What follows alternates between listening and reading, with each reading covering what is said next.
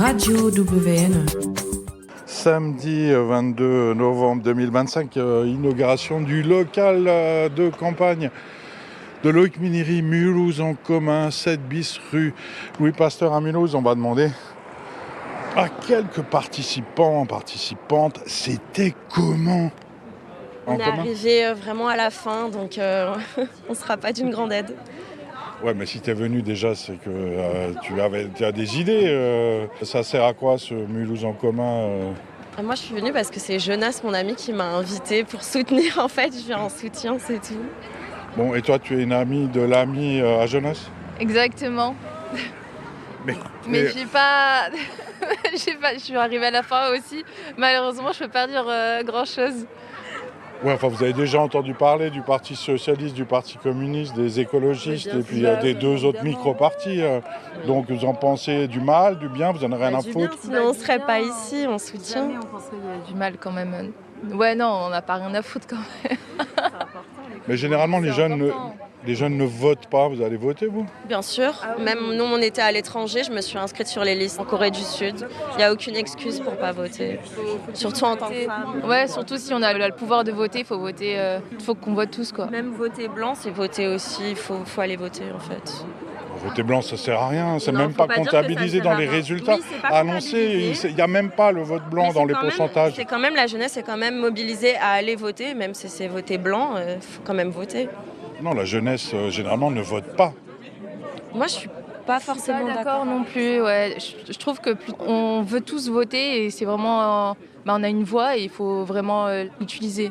Moi, ce que j'en pense très concrètement, c'est que oui, les jeunes veulent voter, mais que l'État français ne met rien en place pour justement aider en fait à ce que les jeunes aillent plus voter. Si on voit au niveau des chiffres et des statistiques qu'il y a moins de jeunes qui votent, alors pourquoi on ne met pas quelque chose en place pour justement pallier à ce problème-là et comprendre la source du problème, pourquoi les jeunes ne votent pas ? On ne se reconnaît pas dans le schéma politique actuel, c'est tout. On ne se reconnaît pas et on n'est pas représentés non plus, les étudiants, etc.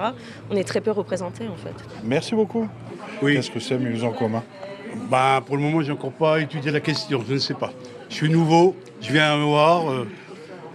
Je ne suis pas encore à fond dans le Mulhouse en commun. Pour le moment, je réfléchis. Merci. Rien. Je peux vous demander ce que vous pensez de Mulhouse en commun ?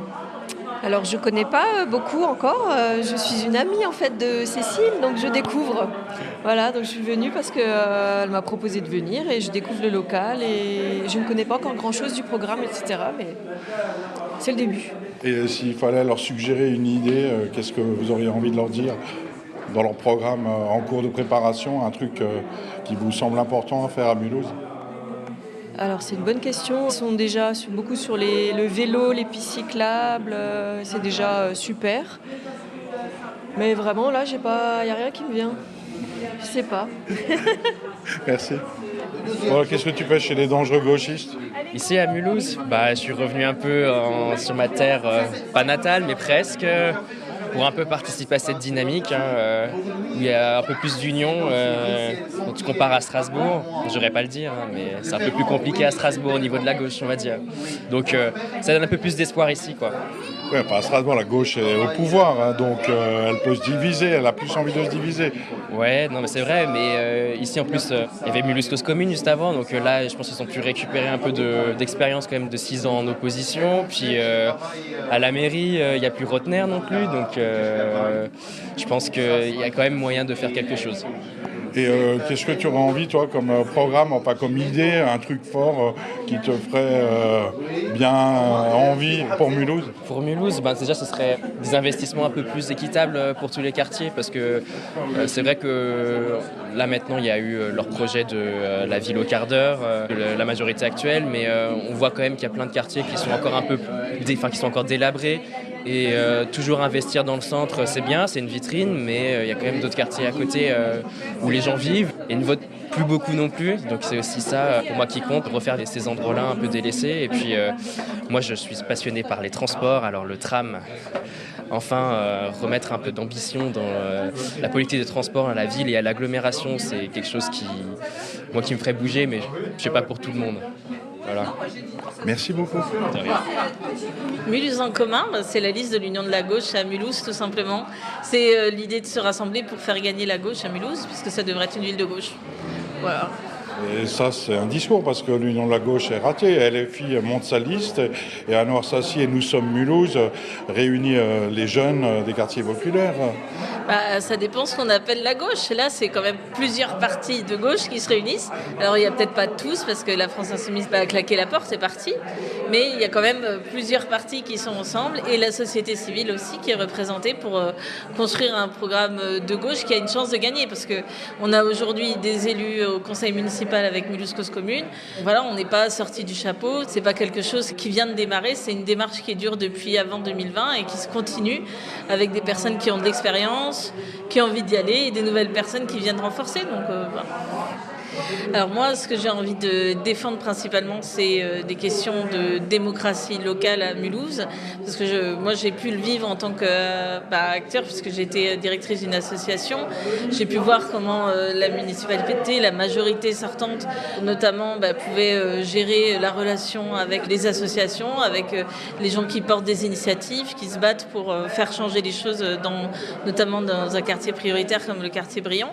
Et de mon expérience, j'ai envie d'en tirer le meilleur pour faire en sorte qu'on respecte plus les associations, donc travailler sur la transparence, le fait de donner des subventions à des associations qui ont un réel engagement, un réel impact au quotidien pour les habitants, faire en sorte que les subventions du coup aillent aux projets qui vont vraiment changer les choses. Pour moi, c'est quelque chose de fondamental, et que les associations se sentent respectées. C'est-à-dire que la municipalité, ce ne soit pas juste un donneur d'ordre qui vient dire il faut faire ci, il faut faire ça, ou se valoriser sur le dos du travail des bénévoles des associations, mais que cette relation, elle soit respectueuse, et que la municipalité vienne pour soutenir, pour encourager et pour renforcer les initiatives des associations.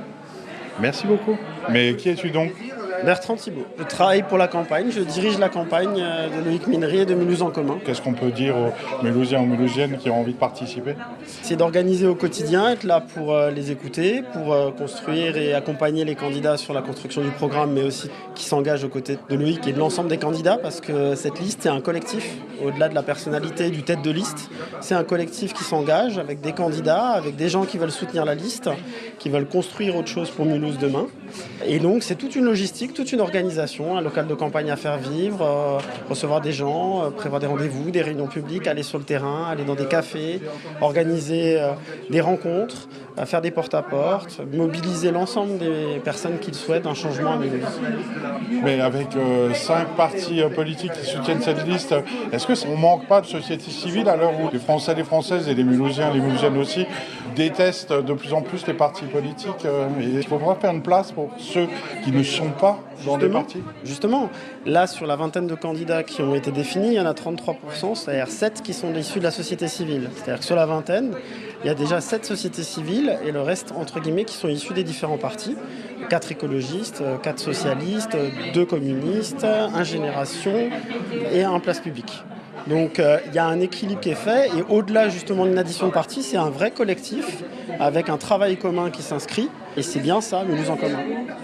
Ok, on peut donner rendez-vous où alors pour ceux qui veulent en savoir plus ? Au local de campagne, il y a tout un planning d'action toutes les semaines, il va y avoir une récurrence toutes les semaines, des porte-à-porte, des tractages aux écoles, des réunions, des rendez-vous, des séances de travail collectif sur différents sujets, afin justement au travers des 5 pôles à faire changer Mulhouse. Merci beaucoup. Merci. Mulhouse en commun, c'est quoi ? C'est un projet. C'est un projet en devenir, c'est une équipe autour de Loïc Minery, et c'est, comme il l'a bien rappelé aujourd'hui, c'est un projet de transformation sociale avant tout, quoi. On pourrait dire, voilà, bien sûr, on inaugure aujourd'hui un local de campagne, c'est un projet politique, bien sûr, mais véritablement, pour être moi-même dans l'équipe, je suis Thierry Beauvébert, je suis socialiste, on veut véritablement transformer la ville. Il y a beaucoup trop de choses sur lesquelles il n'y a plus de vision, il n'y a plus de souffle. La question du social est un impensé. On a beaucoup trop de jeunes aujourd'hui dont on ne s'occupe pas, qui mériteraient, dans un des départements les plus riches de France, d'enfin trouver du boulot, d'être considérés et autres. Et je pense que Mulhouse est une ville qui est naturellement une ville, un terrain d'action politique pour la gauche. Et c'est surtout ça qu'on a envie de faire. Donc Mulhouse en commun, c'est un beau projet qui va se dévoiler au fur et à mesure des mois et qui est aussi une belle équipe. C'est un projet collectif avec Loïc, fer de lance de ce projet-là. Voilà. Mais les jeunes, ils sont sur la liste Nous sommes Mulhouse d'Anouar Sassi. Pas tous. Pas tous, alors ça dépend, qu'est-ce qu'on appelle jeune? Après, bien sûr, les autres listes, il y a d'autres listes. C'est pas notre obsession non plus que les autres listes se montent et qu'on aille tous à la bataille dans ce beau jeu démocratique. Mais je suis pas sûr que tous les jeunes soient forcément nécessairement regroupés sur une liste en particulier. Il y a des jeunes avec nous aussi, on l'a vu aujourd'hui. Je pense que l'inauguration a été une belle occasion de se rendre compte que derrière Mulhouse au commun, la ville est représentée dans sa diversité sociale et sa diversité d'âge aussi, quoi. Et pour préparer le deuxième tour, qu'est-ce qu'on fait avec les autres listes de gauche, LFI Pour l'instant, nous sommes Mulhouse et éventuellement même Cécile Sornin et Mulhouse au cœur.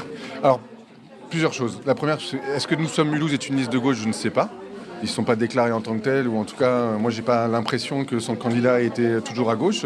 J'ai plutôt l'impression que c'était un candidat du MoDem. Mais bon, je me trompe peut-être. Ensuite, sur LFI, j'ai pas vu de liste pour l'instant. Et par ailleurs, malheureusement, ils ont fait le choix de nous quitter. Donc, c'est pas à nous qu'il faut poser la question, c'est plutôt à eux. Et ensuite, nous, on est dans une logique d'union de la gauche qui est quand même déjà assez large, sur lequel, on est en train de travailler. Donc, faisons ce travail nous-mêmes de rassemblement global de ces partis de gauche, de la société civile pour le premier tour, et pour le deuxième, on se comptera à ce moment-là. Mais aujourd'hui, il y a une liste de gauche, c'est la nôtre, qui s'est officiellement déclarée, et j'en vois pas d'autres. Oui, mais si on retourne en 2020, on peut se rappeler peut-être que le PS mulhousien avait soutenu une liste macroniste. C'est vrai, mais moi en tant que socialiste, je dirais pas qu'on n'a jamais fait de bêtises et que celui qui n'a jamais péché jette la première pierre. Moi, j'étais pas là en 2020, donc je pourrais me dire que je m'en dédouane totalement. Je m'en dédouane pas. Je pense que c'était une situation particulière. Les socialistes ont sorti d'un moment qui n'était pas simple, qui était aussi d'assumer pas forcément toutes les choses qui s'étaient bien passées quand on avait été au pouvoir. Donc l'union de la gauche n'était pas dans un très bel état aujourd'hui. Je crois que là, on est dans un état d'esprit complètement différent. Et je pense que nous, socialistes, on participe aussi à donner à notre niveau de la force à cette union de la gauche qui est représentée dans Mulhouse en commun, quoi. Merci beaucoup. De rien, merci. Radio WN.